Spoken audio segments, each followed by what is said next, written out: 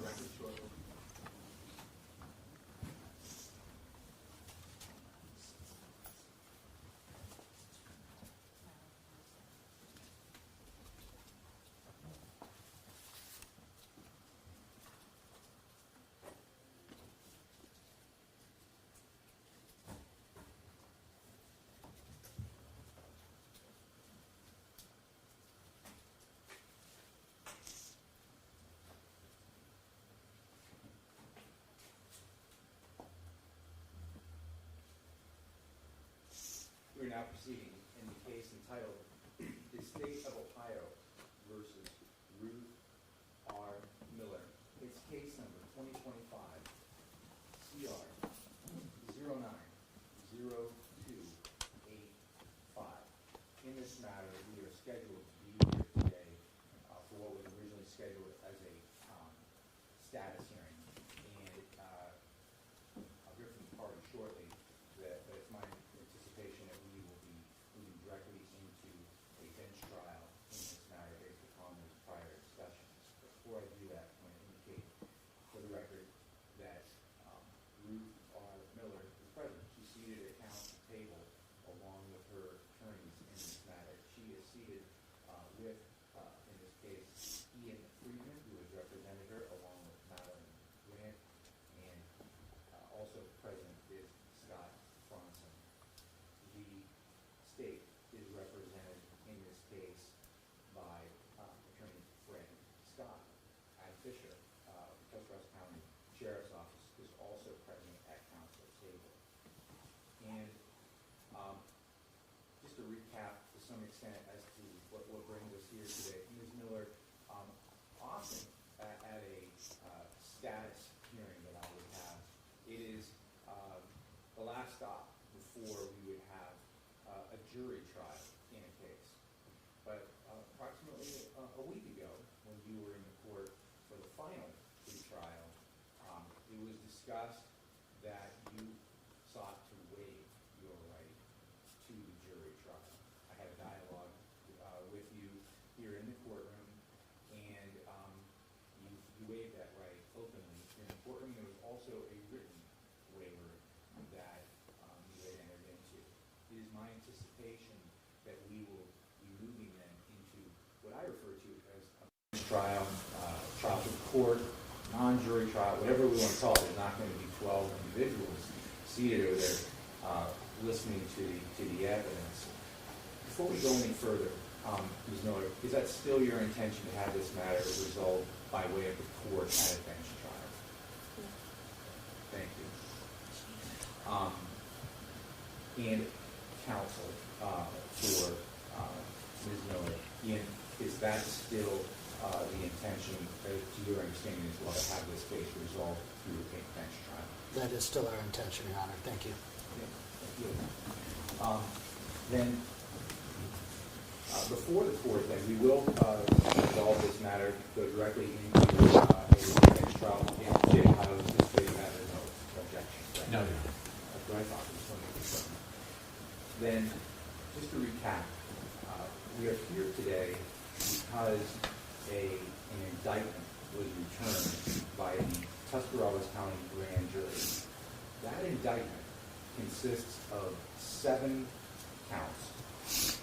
Count 1 is aggravated murder in violation of Revised Code Section 2903.01CA for the Revised Code. That is what's considered an unclassified felony. Murder under 2903.02B, also an unclassified felony. Felonious assault under Revised Code Section 2903.11A1D1A of the Revised Code, felony of the 2nd degree. Endangering children under Revised Code Section 2919.22A, that's section E2A, that's a misdemeanor, 1st degree. Domestic violence under 2919.25A, D2, misdemeanor of the 1st degree. Domestic violence, again, under 2919.25A, D2, a misdemeanor of the 1st degree. Count 7, domestic violence under 2919.25A, D2, also a misdemeanor of the 1st degree.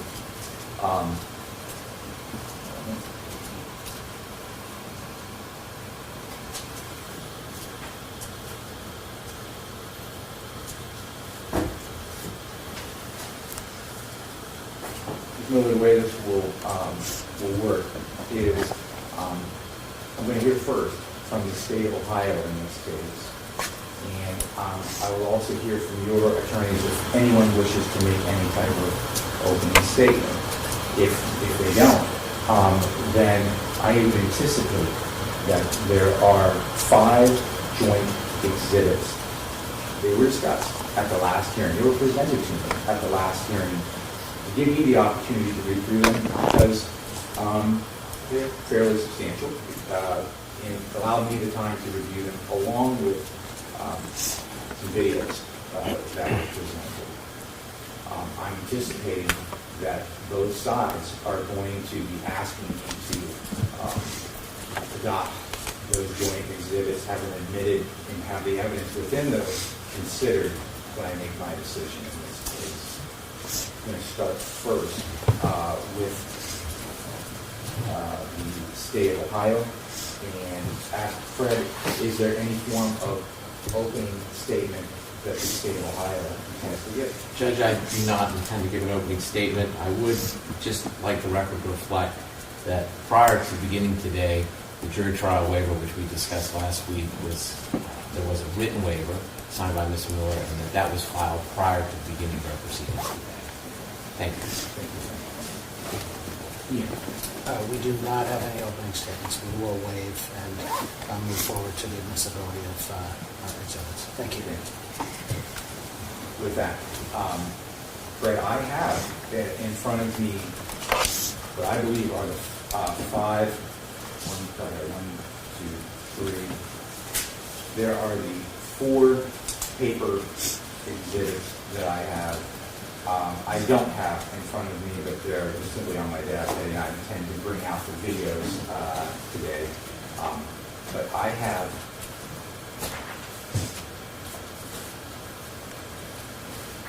collection of police reports from the Tuscarawas County Sheriff's Department, as well as there is one report, I believe, included from the esteemed Watershed Conservancy ranger officer, correct? Correct. There's also the coroner report.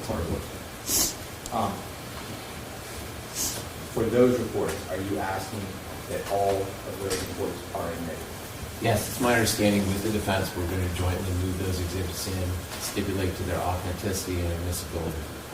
And before I hear from you, Ian, that would be also true then for the report from starting off from Forensic Diagnostic Center of District 9, Dr. Ringo. There is also the report from Haggard Friedman, Dr. Haggard Friedman from University Hospitals, as well as the report that was provided from the University of Cincinnati, correct? Correct. So Dr. Hrinko, Dr. Hatters Friedman, and Dr. Merritt, all 3 of those reports, I understand we will stipulate the authenticity and admissibility of those, as well as the 2 statements by Ms. Miller. One was an audio statement conducted by Captain Fisher, and the other was a video statement captured on his body work. Ian, I'll hear from you on states exhibits 1, 2, 3, 4, and 5. I think the state captured it correctly. We are stipulating as was just described to you, Your Honor. Okay, thank you. With that then, Fred, is there any further evidence that the state of Ohio is intended to present? No, the state would rest based on those exhibits. Ian, I'll turn back to you for Ms. Miller. Any further evidence that the defense intends to present? No, Your Honor, we rest upon the evidence which has been submitted thus far. Okay, thank you. And the court, with those stipulations, will admit exhibits 1, 2, 3, 4, and 5. Keeping in mind, exhibit 1 has multiple parts to it. That would include all of the police reports that were provided. Based upon those stipulations, the court makes the following findings. I've had the opportunity to review all of them, and I did review all of them before I came out here on the bench today. And I'm making the following findings, including that on or about August the 23rd of 2025 in Tuscarawas County, Ohio, that Ruth R. Miller did purposely cause the death of Vincent Miller, who was under the age of 13 years of age at the time of the commission of the offense, and born on 10/12/2020, including that on or about August 23rd, 2025, Ruth R. Miller caused the death of Vincent Miller as a proximate result of the offender committing or attempting to commit the offense of felonious assault in violation of 2903.19A1. I'm concluding that on or about August the 23rd of 2025, that Ruth R. Miller did knowingly cause serious physical harm to Vincent Miller. I'm concluding that on or about August the 23rd of 2025, that Ruth R. Miller was a parent or a child under the age of 18 years of age. She created a substantial risk to the health or safety, in this case of Amber Miller, by violating the duty of care, protection, or support, including that on or about August 23rd, 2025, that Ruth R. Miller unlawfully did knowingly cause or attempt to cause physical harm to Amber Miller, namely her household member. I'm also concluding that on or about August the 23rd of 2025, that Ruth R. Miller unlawfully did knowingly cause or attempt to cause physical harm to Joel Miller, family or household member. I'm also concluding that on or about August the 23rd of 2025, that Ruth R. Miller unlawfully did knowingly cause or attempt to cause physical harm to Jordan Miller, family or household member. Now, Ruth, I've also taken into consideration not only the police reports that were provided, but I've read through all of the forensic examinations that were conducted in this case, and there were 3 of them. And I think it might have been said earlier, whether it was out here or in chambers, it truly is unanimous. I ordered that a agency conduct an evaluation, forensic diagnostic 9. Your attorneys retained an individual to conduct an evaluation, and the city, all of us, had essentially our own evaluators conduct an evaluation. These are the findings that I had concluded, including that a mental status at the time the offense evaluation was conducted by Dr. Daniel Rinko of Forensic Diagnostic Center of District 9 was identified as a joint exhibit number 2, which was entered into evidence. In the report by Dr. Rinko, who is a board-certified forensic psychologist practicing with Forensic Diagnostic 9, he sets forth findings which the court finds persuasive as to your state of mind at the time of the offense. Dr. Rinko opined that the defendant at the time of the offense charged did have a severe mental disease, but did not have a severe mental defect. His opinion states that as a result of the severe mental disease, the defendant did not know the wrongfulness of the act charged. And that would apply to all of the acts that is charged, not just one, but to all of them.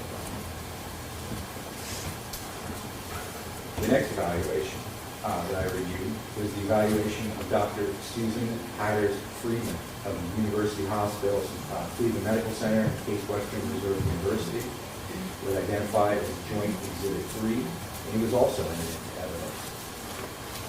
Dr. Hatters Friedman opined that the defendant at the time of the offense charged also had a severe mental disease and did not have a severe mental defect. In the report by Dr. Hatters Friedman, she sets forth against certain findings which the court finds persuasive as to your state of mind at the time of the offense. Her opinion states that as a result of this severe mental disease, the defendant did not know the wrongfulness of the acts charged, and that would apply to all 7 counts of the indictment. Lastly, I considered the report that was submitted to me by the state of Ohio. The state of Ohio utilized Dr. Christopher Merritt of the University of Cincinnati. Dr. Merritt is a board-certified forensic psychiatrist who set forth certain findings which, again, the court finds persuasive as to the defendant's state of mind at the time of the offense.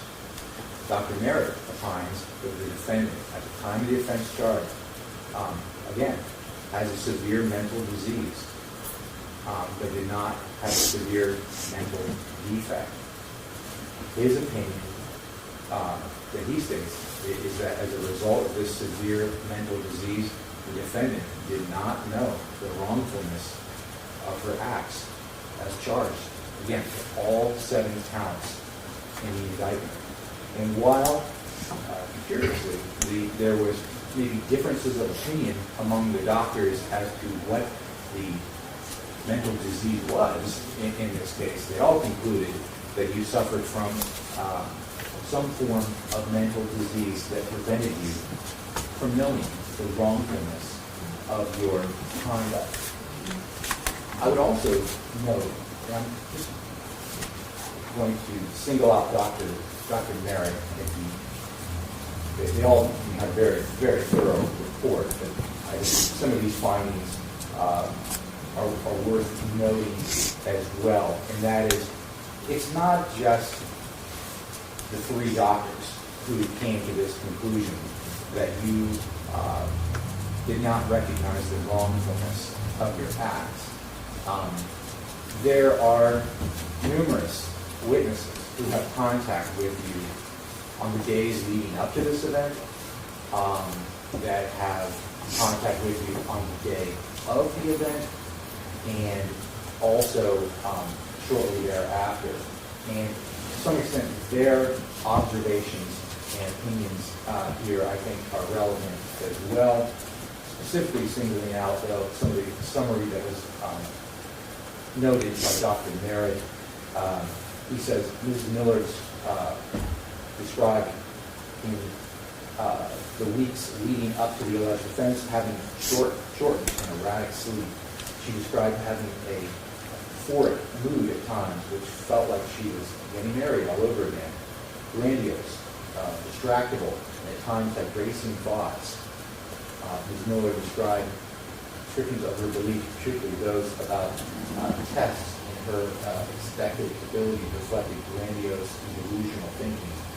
She ordinarily did not believe she would or ever had the ability to walk on water, but she also believed that God had asked her to be swallowed by a fish, and she asked that her husband at one point in time to suffocate her.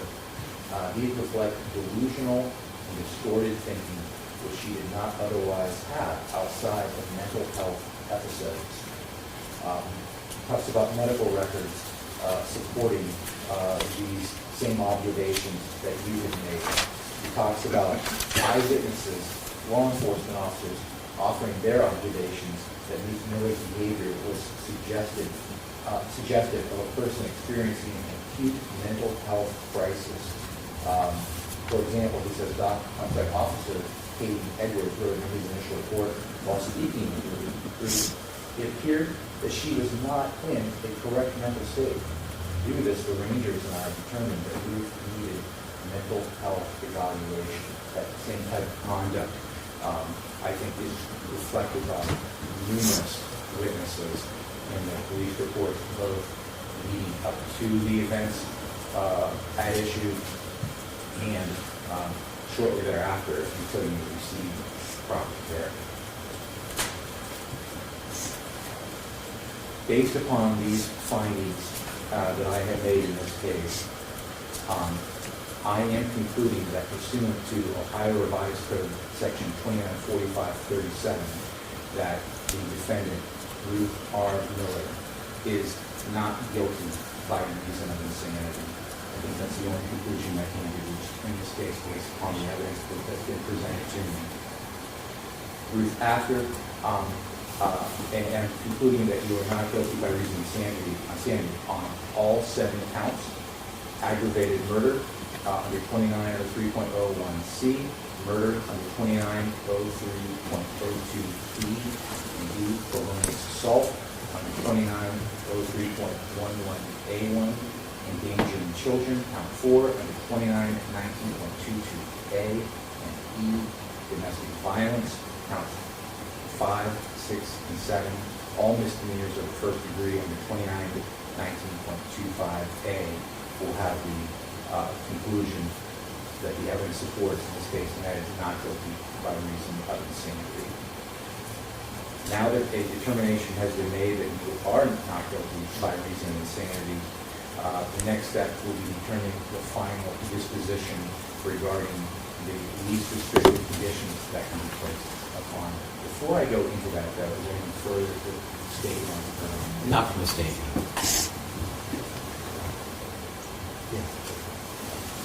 Nothing further. Thank you, Your Honor. Okay. And just confirm March the 13th? That's what we agree on? Yes, Your Honor, just briefly though, for the court's consideration as well, we will submit today 2 additional reports for the court's review prior to the March 13th date that have already been provided to the state of Ohio, and we'll separately provide to the court via email the curriculum vitae for both experts as they were significantly long. That'll be for Dr. Hatters Freeman and Dr. Daniel Buffington. Thank you. One thing I don't have on that is the time. Yeah, at 10 a.m. It's at 10 a.m. All right, so what will happen, Miller, is we'll be back here on March 13th at 10. Each side will have the opportunity to present to me as to what their respective positions are regarding essentially your placement going forward. And I heard that I know that you will be submitting that. I am afraid that you said that the state has its doctor, and I am going to reach out to District 9. I want to have their input as well as far as a recommendation. Don't be surprised. I'm guessing that they will be reaching out to you. I could be wrong on that, but I'm guessing they will have some contact with you. But I am going to Dr. Rinko to get an opinion as well. I'm going to have you remanded back to the Tuscarawas County Jail. The law allows in Ohio for you to be confined during those 10 days leading up to that hearing.